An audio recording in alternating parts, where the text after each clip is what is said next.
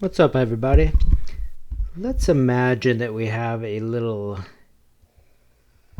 container here.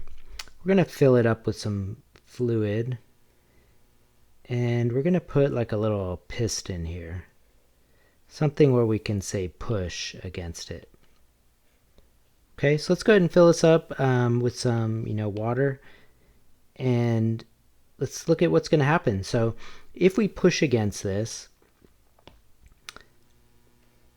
right? So right against here, we're pushing, and the pressure should increase against this side right here, this part of the water, but that's going to push against this water here, that's going to push against this here, and so forth and so on. In fact, Pascal's principle essentially says that when we increase the pressure here by some amount, let's just say, I don't know, 1 Pascal, well, the pressure throughout this liquid is going to increase by 1 Pascal, and it's going to be kind of equally throughout. In fact, it's going to hit the walls as well with 1 additional Pascal.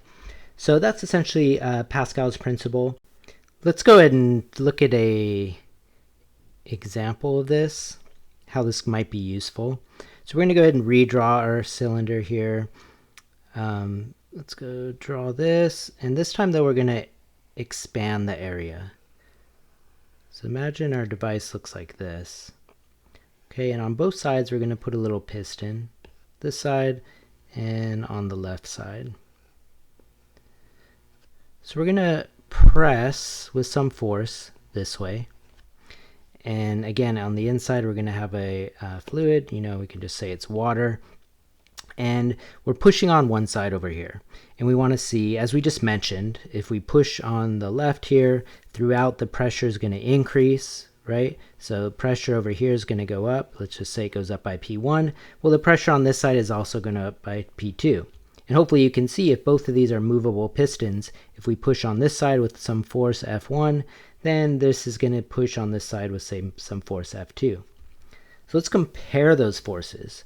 As we mentioned, the areas here are different, right? This is area 1, this is a small area, this is area 2, this is a larger area. Well, if the pressures are the same, let's go ahead and set this up mathematically. If the pressures are the same, P1 equals P2, well, as you know, pressure, kind of the definition of pressure, is it's how much force per unit area. So if we increase the pressure on one side, we increase the pressure on the other side. What happens to the forces though? So we have F1 over A1 should equal F2 over A2. Well, if we want to see how that new force compares, we're going to go F2 equals A2 over A1 times F1. So check out what just happened. On the right side, this larger area means that this force is going to also increase. So essentially what we've done is we've amplified the force. I put in a small force on the left side, and I get out a large force on the other side. So let's imagine this in your car, okay? And let's say this is the brake pedal. And so here's my foot.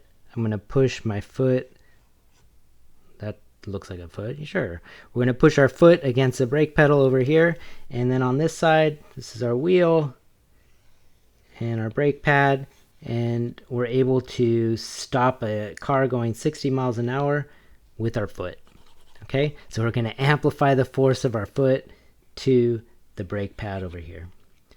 So the next video, we're going to look at another example of this. This, by the way, would be called a hydraulic or hydraulics.